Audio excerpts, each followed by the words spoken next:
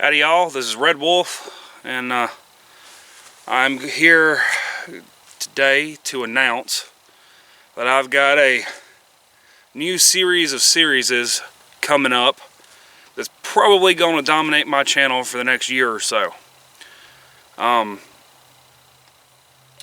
probably mentioned it before, and people who know me are fairly aware that one of my big hobbies is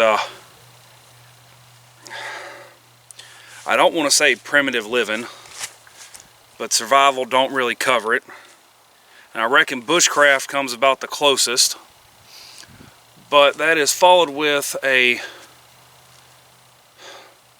love of history and a love of researching different ways of doing things. And way back when I was first getting into this stuff, I wasn't real good at the internet, didn't know to look up bushcraft.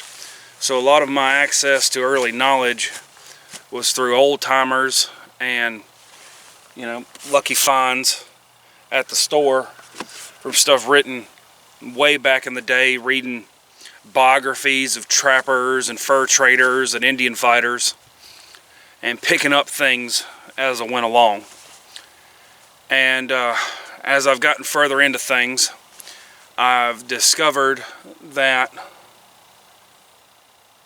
a lot of that got forgotten. Particularly going into like the modern bushcraft type stuff.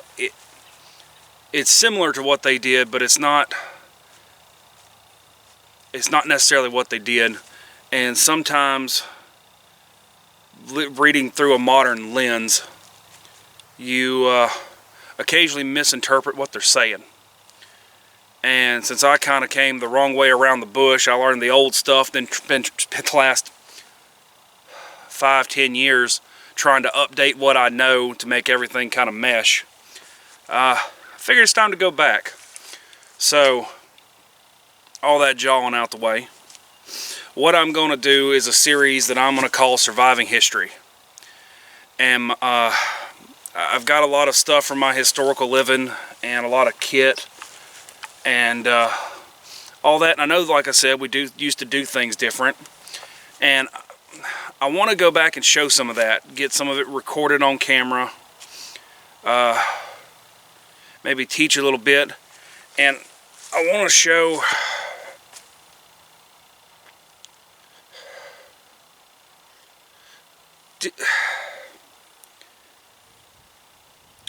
real hard to put it in words, but I want to show different things you can learn when you try it a different way, and how a lot of the we have misconceptions. We're missing things that are sometimes so much better and so easy to do if we'd tried doing it with the gear that they had, and sometimes the mindset that they had, instead of trying to apply all of our modern technology to an old school situation. And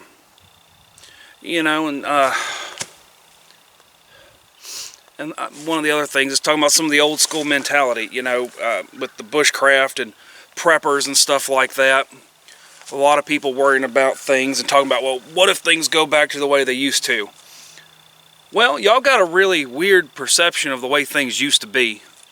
And as a history buff, someone who's been schooled in history some, spent my entire life studying it, you get your facts wrong. You got an idea in your head that you've learned somewhere between, you got an idea what 1820s looked like that somebody in the 1950s told you about. It's not necessarily what was going on in 1820, and it leads to some important discrepancies here and there. And I'm just going to have a little bit of fun. I'm going to show some stuff on camera and see if we can just further our understanding of how things just sit in the world.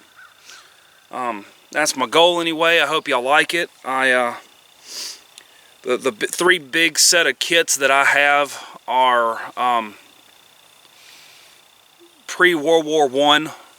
I've got a 1750s American Frontier, and I for sure have a good Viking kit. And I'm gonna come out and I'm gonna do stuff. I may do it in order. I may do one at a time. I'm gonna start with my godfathers of bushcraft, which is gonna be roughly 1900, Kephart, Nessmuk, some of the other people like that, because they've had the most influence on how we do things today. And, you know, they've been brought up a lot, you know, and I think that'd be a good place to start. If y'all make it this far into the video, if you want to put down in the comments, I am completely indifferent as to whether we do 1750s or Vikings next. And if y'all want to vote on it, I'll whatever gets the most votes, I'll happily go and do that next. But till next time, this is Redwolf signing off. Y'all keep up the good fight.